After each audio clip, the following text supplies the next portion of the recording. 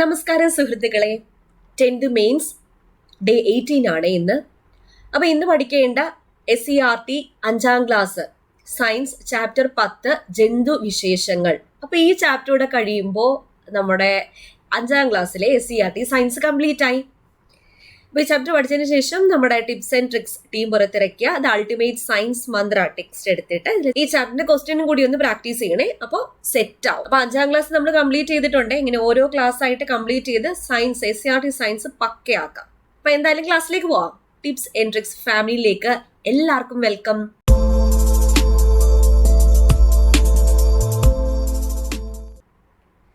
അഞ്ചാം class SERT science chapter 10 ജന്തു വിശേഷങ്ങൾ. ഈസി ആയിട്ടുള്ളൊരു ചാപ്റ്റർ. ഈ ചാപ്റ്ററിലെ ആദ്യം പഠിക്കേണ്ടത് പക്ഷികളും അടയിരിപ്പ് കാലവുമാണ്. കോഴിയുടെ അടയിരിപ്പ് കാലം 21 ദിവസം. ഈ ഒരു ടേബിൾ ഇമ്പോർട്ടൻ്റ് ആണ്. പ്രാവിന്റെ അടയിരിപ്പ് കാലം 14 ദിവസം. കുരുവിയുടേതോ 14 ദിവസം. പ്രാവും കുരുവിയും 14 ദിവസം മതി. ഒട്ടകപ്പക്ഷിയാണെങ്കിൽ 42 ദിവസം വേണം. കോഴിയുടെ അടയിരിപ്പ് കാലത്തിന്റെ ഇരട്ടിയാണ് ഒട്ടകപ്പക്ഷിയുടെ അടയിരിപ്പ് കാലം. ലവ് ബേർഡ്സ് ആണെങ്കിലോ 22 മുതൽ 25 വരെ ദിവസമാണ്. അപ്പൊ കോഴി 21 ദിവസം, പ്രാവ് 14 ദിവസം, കുരുവി 14 ദിവസം, ഒട്ടകപ്പക്ഷി 42 ദിവസം, ലവ് ബേർഡ്സ് 22 മുതൽ 25 ദിവസമാണ്. ഇനി ദേശാടന പക്ഷികളെ പറ്റി കേട്ടിട്ടുണ്ടോ? നാഗമോഹൻ, എരണ്ട എന്നൊക്കെ പറയുന്നതേ ദേശാടന പക്ഷികളാ. നാഗമോഹൻ, എരണ്ട, മണൽക്കോഴി ഇവയൊക്കെ ദേശാടന പക്ഷികളാ. എന്താ ഈ ദേശാടന പക്ഷികൾ എന്ന് പറയുമ്പോൾ അന്യദേശങ്ങളിൽ നിന്നും അനുകൂല ജീവിത സാഹചര്യങ്ങൾ തേടി നമ്മുടെ നാട്ടിലെത്തുന്ന അതിഥികളാണ് ഈ ദേശാടന പക്ഷികൾ. അന്യദേശങ്ങളിൽ നിന്നും അനുകൂല സാഹചര്യങ്ങൾ തേടി നമ്മുടെ നാട്ടിലെത്തുന്ന പക്ഷികളാണ് ദേശാടന പക്ഷികൾ. ഇനി കേരളത്തിലെ ദേശാടന പക്ഷികൾ ധാരാളമായി എത്തുന്ന സ്ഥലങ്ങൾ ഏതൊക്കെയാ? കടലുണ്ടി, തട്ടേക്കാട്, കുമരകം എന്നിവയാണ്. കേരളത്തിൽ ദേശാടന പക്ഷികൾ ധാരാളമായി എത്തുന്ന സ്ഥലങ്ങൾ ഏതൊക്കെയാ? കടലുണ്ടി, തട്ടേക്കാട്, കുമരകം എന്നിവയാണ്. ഇനി ഡോക്ടർ സലീം അലിയെ പറ്റി ഒരു ബോക്സിൽ കൊടുത്തിട്ടുണ്ട്, ഇമ്പോർട്ടൻ്റാ. ലോക പ്രശസ്തനായ ഒരു പക്ഷി നിരീക്ഷകനായിരുന്നു ഡോക്ടർ സലീം അലി. സലീം അലിയുടെ ജന്മദിനം നവംബർ 12 ആണ്. അപ്പൊ അദ്ദേഹത്തിന്റെ ജന്മദിനമായ നവംബർ 12 ആണ് ദേശീയ പക്ഷി നിരീക്ഷണ ദിനമായിട്ട് ആചരിക്കുന്നത്. അപ്പൊ ദേശീയ പക്ഷി നിരീക്ഷണ ദിനം എന്ന നവംബർ 12 ആണ്. ഡോക്ടർ സലീം അലിയുടെ ജന്മദിനമാണ്. ഡോക്ടർ സലീം അലിയുടെ പ്രശസ്തമായ പുസ്തകങ്ങൾ ഏതൊക്കെയാ? Birds of India, birds of Kerala. Birds of India, birds of Kerala എന്നിവ ഡോക്ടർ സലീം അലിയുടെ പ്രശസ്തമായ പുസ്തകങ്ങളാണ്. ഡോക്ടർ സലീം അലിയുടെ ആത്മകഥയാണ് ഒരു കുരുവിയുടെ പതനം. ഒരു കുരുവിയുടെ പതനം എന്നത് ഡോക്ടർ സലീം അലിയുടെ ആത്മകഥയാണ്. അപ്പൊ ഇത്രയൊന്ന് സലീം അലിയെ പറ്റി ഓർക്കണേ. ഇനി അടുത്തതില്ലേ, ഉഭയജീവികളാ. ഈ ഉഭയജീവി എന്ന് വെച്ചാലേ കരയിലും വെള്ളത്തിലും ജീവിക്കാൻ കഴിയുന്ന ജീവികളെയാ ഉഭയജീവി എന്ന് പറയുന്നത്. ഉദാഹരണം തവള, സീസിലിയൻ, സാലമാൻഡർ ഇവയൊക്കെ എന്തുവാണ്? ഉഭയജീവികളാ. ഉഭയജീവികൾ എന്ന് വെച്ചാൽ കരയിലും വെള്ളത്തിലും ജീവിക്കാൻ കഴിയുന്ന ജീവികളാണ് ഉഭയജീവികൾ. തവള, സീസിലിയൻ, സാലമാൻഡർ എന്നിവയാണ് ഉദാഹരണം. ഇനിയില്ലേ ഇവിടെ ഒരു ബോക്സിലെ സാൽമൺ മത്സ്യത്തിന്റെ കഥ കൊടുത്തിട്ടുണ്ട്. ഈ സാൽമൺ മത്സ്യത്തിന്റെ കാര്യം പറയാം. മുട്ടയിടാൻ വേണ്ടി ദീർഘദൂരം യാത്ര ചെയ്യുന്ന ഒരിനം മത്സ്യമാണ് സാൽമൺ. സാൽമൺ എന്ന ഫിഷ് മുട്ടയിടാൻ വേണ്ടി ദീർഘദൂരം യാത്ര ചെയ്യും. വേനൽക്കാലം ആകുമ്പോൾ ഈ മത്സ്യങ്ങൾ പസഫിക് സമുദ്രത്തിൽ നിന്നാണ് യാത്ര ആരംഭിക്കുന്നത്.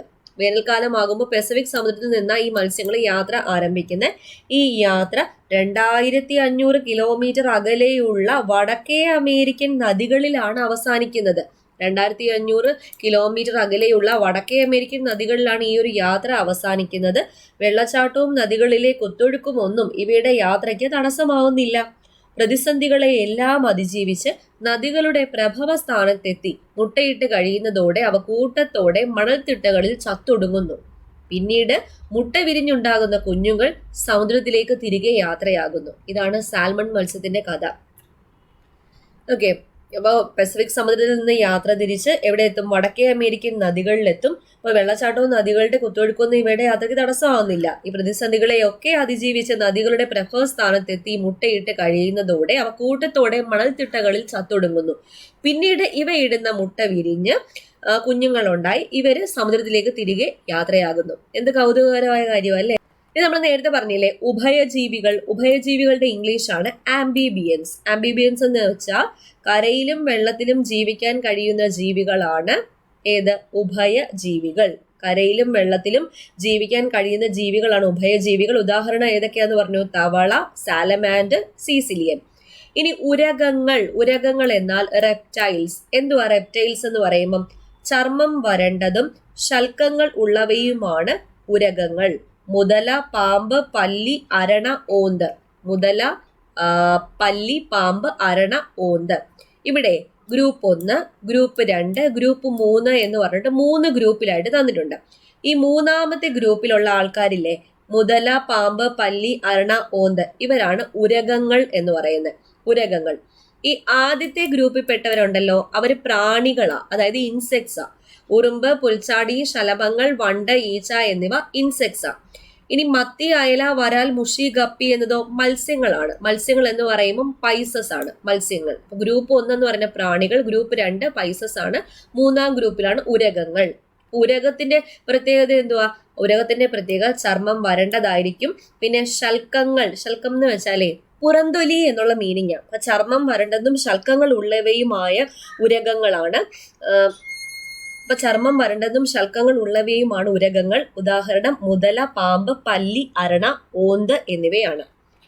ഇനി അടുത്തത് രൂപാന്തരണം. രൂപാന്തരണം. ഈ ലാർവ അവസ്ഥയിലുള്ള കുഞ്ഞുങ്ങൾ വിവിധ വളർച്ചാ ഘട്ടങ്ങളിലൂടെ കടന്നുപോയി മാതൃജീവികളോട് സാദൃശ്യമുള്ള രൂപങ്ങളായി മാറുന്ന പ്രതിഭാസമാണ് രൂപാന്തരണം എന്ന് പറയുന്നത്. രൂപാന്തരണം എന്ന് വെച്ചാൽ എന്താ? ലാർവ അവസ്ഥയിലുള്ള കുഞ്ഞുങ്ങൾ വിവിധ വളർച്ചാ ഘട്ടങ്ങളിലൂടെ കടന്നുപോയി മാതൃജീവികളോട് സാദൃശ്യമുള്ള രൂപങ്ങളായി മാറുന്ന പ്രതിഭാസമാണ് രൂപാന്തരണം. ഇനി ലാർവ എന്ന് വെച്ചാൽ എന്താ? ചില ജീവികളുടെ മുട്ട വിരിഞ്ഞുണ്ടാകുന്ന കുഞ്ഞുങ്ങൾ മാതൃജീവിയുടെ സാദൃശ്യം ഇല്ലാത്തവയാണ്. ഇവയാണ് ലാർവ. അപ്പൊ ഈ ലാർവ അവസ്ഥയുള്ള കുഞ്ഞ് എന്ത് ചെയ്യും? വിവിധ വളർച്ചാ ഘട്ടത്തിലൂടെ കടന്നുപോയി മാതൃജീവിയുടെ സാദൃശ്യമുള്ള രൂപങ്ങളായി മാറും. അതിനെയാണ് രൂപാന്തരണം പ്രാപിച്ചു എന്ന് പറയത്തില്ലേ. ഈ പൂമ്പാറ്റയുടെ രൂപാന്തരണത്തിൽ ഏതൊക്കെ ഘട്ടങ്ങൾക്ക് ശേഷമാണ് ശലഭം ഉണ്ടാകുന്നത്? പൂമ്പാറ്റയുടെ രൂപാന്തരണത്തിലെ ഏതൊക്കെ ഘട്ടങ്ങൾക്ക് ശേഷമാണ് ശലഭം ഉണ്ടാകുന്നത്? ലാർവ, അതുപോലെ പ്യൂപ്പ. മുട്ട വിരിഞ്ഞിട്ട് ലാർവ, പിന്നെ പ്യൂപ്പയായിട്ട്, പിന്നെയാണ് ചിത്രശലഭമായിട്ട് മാറുന്നത്. ഈ കൊതുകിന്റെ രൂപാന്തരണവും അതുപോലെ തന്നെയാണ്. കൊതുക് മുട്ടയിടും, അത് പിന്നെ കൂത്താടിയാകും, പിന്നെയാ കൊതുകായിട്ട് മാറുന്നത്. പൂമ്പാറ്റയുടെ മുട്ട വിരിഞ്ഞുണ്ടാകുന്ന കുഞ്ഞ് പുഴുവിനെ പോലെയാ. പൂമ്പാറ്റയുടെ രൂപാന്തരണത്തിൽ ലാർവ, പ്യൂപ്പ എന്നീ ഘട്ടങ്ങൾക്ക് ശേഷമാണ് ശലഭം ഉണ്ടാകുന്നത്. അതുപോലെ തേനീച്ച, പൂമ്പാറ്റ, തുമ്പി, ഈച്ച എന്നിവയിലും രൂപാന്തരണം നടക്കുന്നുണ്ട്. ഇനി കുഴിയാനയില്ലേ, കുഴിയാന എന്ന് പറയുന്നത് ഒരിനം തുമ്പിയുടെ ലാർവയാണ് കുഴിയാന എന്ന് പറയുന്നത്. സാധാരണയായി കണ്ടുവരുന്ന ചിത്രശലഭങ്ങൾ അവിടെ കൊടുത്തേക്കുന്നത് മഞ്ഞപ്പാപ്പാത്തി. എവിടെ മഞ്ഞപ്പാപ്പാത്തി? മഞ്ഞപ്പാപ്പാത്തി, നാരകശലഭം, ഓക്കിലശലഭം. മഞ്ഞപ്പാപ്പാത്തി, നാരകശലഭം, ഓക്കിലശലഭം, പിന്നെ കൃഷ്ണശലഭം, ഗരുഡ ശലഭം, അതുപോലെ അരളി ശലഭം. ഇവയൊക്കെ സാധാരണയായി കണ്ടുവരുന്ന ചിത്രശലഭങ്ങളാണ്. ഈ ശലഭങ്ങളെ മുട്ടയിടാനായി ആകർഷിക്കുന്ന സസ്യങ്ങൾ ഏതൊക്കെയാണ്? ചില സസ്യങ്ങളുണ്ടല്ലോ ശലഭങ്ങളെയൊക്കെ മുട്ടയിടാൻ വേണ്ടിയിട്ട് ആകർഷിക്കും. ആ സസ്യങ്ങൾ ഏതൊക്കെയാ? എരുക്ക്, കറിവേപ്പില, നാരകം എന്നിവ. എരുക്ക്, കറിവേപ്പില, നാരകം എന്നിവ ഇത്തരം സസ്യങ്ങൾക്ക് ഉദാഹരണങ്ങളാണ്. ശലഭങ്ങളെ മുട്ടയിടാൻ ആകർഷിക്കുന്ന സസ്യങ്ങൾക്ക് ഉദാഹരണമാ എരുക്ക്, കറിവേപ്പില, നാരകം. ഒരിനം തുമ്പിയുടെ ലാർവയാണ് കുഴിയാന എന്ന് പറഞ്ഞു. ഏറ്റവും കൂടുതൽ രൂപാന്തരണം കാണുന്നത് ഏത് വിഭാഗത്തിലാണെന്ന് ചോദിച്ചാൽ പ്രാണികളിലാണ് ഏറ്റവും കൂടുതൽ രൂപാന്തരണം കാണപ്പെടുന്നത്. പ്രാണി എന്ന് പറയുമ്പം ഉറുമ്പ്, പുൽച്ചാടി, ശലഭം, വണ്ട്, ഈച്ച. അപ്പൊ ഏറ്റവും കൂടുതൽ രൂപാന്തരണം കാണപ്പെടുന്നത് എവിടെയാണ്? പ്രാണികളിലാണ് ഏറ്റവും കൂടുതൽ രൂപാന്തരണം കാണപ്പെടുന്നത്. ഉറുമ്പ്, പുൽച്ചാടി, ശലഭങ്ങൾ, വണ്ട്, ഈച്ച. നമ്മൾ നേരത്തെ പറഞ്ഞില്ലേ, തേനീച്ച, പൂമ്പാറ്റ, തുമ്പി, കൊതുക്, ഈച്ച എന്നിവയിലൊക്കെ എന്ത് നടക്കുന്നുണ്ട്? രൂപാന്തരണം നടക്കുന്നുണ്ട്. അതായത് പ്രാണികളിലാണ് ഏറ്റവും കൂടുതൽ രൂപാന്തരണം കാണപ്പെടുന്നത്. ഇനി കടലിൽ നിന്നും കരയിലേക്ക് കയറി വന്ന് മണൽ മാന്തി കുഴി ഉണ്ടാക്കിയാണ് ആര് മുട്ടയിടുന്നത്? ഈ കടലാമകൾ മുട്ടയിടുന്നത്. അപ്പൊ കടലാമയുണ്ടല്ലോ, കടലിൽ നിന്നും കരയിലേക്ക് കയറി വന്ന് മണൽ മാന്തി കുഴി ഉണ്ടാക്കിയാണ് കടലാമകൾ മുട്ടയിടുന്നത്. പക്ഷേ മനുഷ്യന്റെ ഇടപെടൽ മൂലം ഈ മുട്ടകൾക്ക് വൻതോതിൽ നാശം സംഭവിക്കുകയും കടലാമകൾക്ക് വംശനാശ ഭീഷണി നേരിടുകയും ചെയ്യുന്നുണ്ട്. ഇനിയില്ലേ, കേരളത്തില് വനം വകുപ്പിന് കീഴിൽ മലപ്പുറം ജില്ലയിലെ വള്ളിക്കുന്നിലെ മുതിയം കടൽ തീരത്ത് കടലാമകളെ സംരക്ഷിച്ചു വരുന്നുണ്ട്.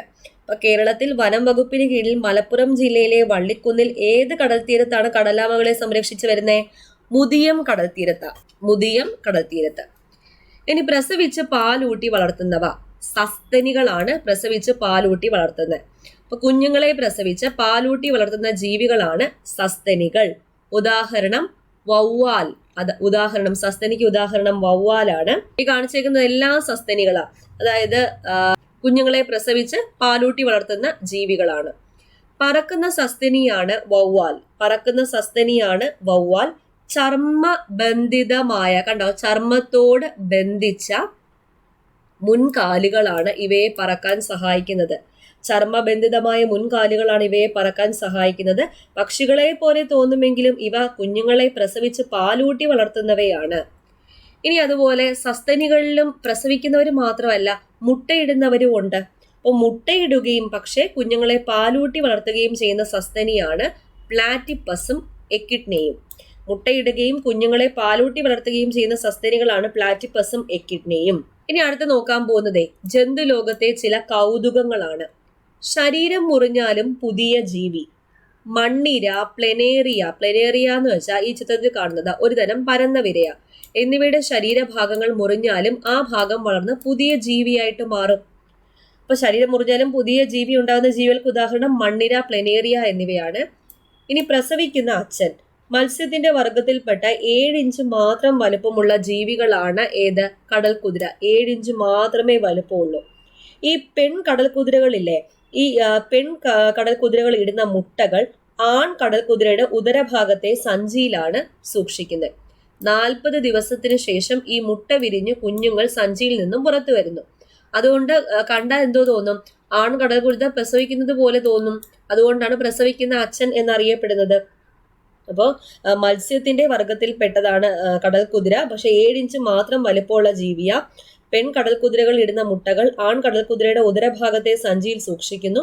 40 ദിവസത്തിന് ശേഷം ഈ മുട്ടകൾ വിരിഞ്ഞ കുഞ്ഞുങ്ങൾ സഞ്ചിയിൽ നിന്ന് പുറത്തു വരുന്നു. കണ്ടു കഴിഞ്ഞാൽ ആൺ കടൽ കുതിര പ്രസവിക്കുന്നത് പോലെ തോന്നത്തുള്ളൂ. ഇനി അടുത്ത സഞ്ചിമൃഗം. സഞ്ചിമൃഗം എന്നറിയപ്പെടുന്ന കങ്കാരു കാണപ്പെടുന്ന വൻകര ഏതാ? ഓസ്ട്രേലിയയിലാണ് കാണപ്പെടുന്നത്. ഈ പ്രസവിച്ച ഉടനെ തന്നെ കുഞ്ഞുങ്ങളെ സ്വന്തം ശരീരത്തിലുള്ള ഒരു സഞ്ചിയിലാക്കിയാണ് ഇവ പരിപാലിക്കുന്നത്. അതുകൊണ്ടാണ് സഞ്ചിമൃഗം എന്നറിയപ്പെടുന്നത്. ഇനി പ്രസവിക്കുന്ന പാമ്പ് ഏതാ? അണലിയാണ്. അണലിയുടെ മുട്ടകൾ വിരിയുന്നത് ശരീരത്തിനുള്ളിൽ വെച്ച് തന്നെയാണ്. ഇവയുടെ കുഞ്ഞുങ്ങൾ പുറത്തു വരുമ്പോൾ അണലിപ്പാമ്പ് പ്രസവിക്കുന്നതായിട്ടാ തോന്നുന്നത്. അതുകൊണ്ടാണ് പ്രസവിക്കുന്ന പാമ്പ് എന്ന് അറിയപ്പെടുന്നത്. അടുത്ത ഈ ഒരു ബോക്സിൽ നിന്ന് ചോദ്യം വന്നിട്ടുണ്ട്, ഇമ്പോർട്ടന്റ് ആണേ.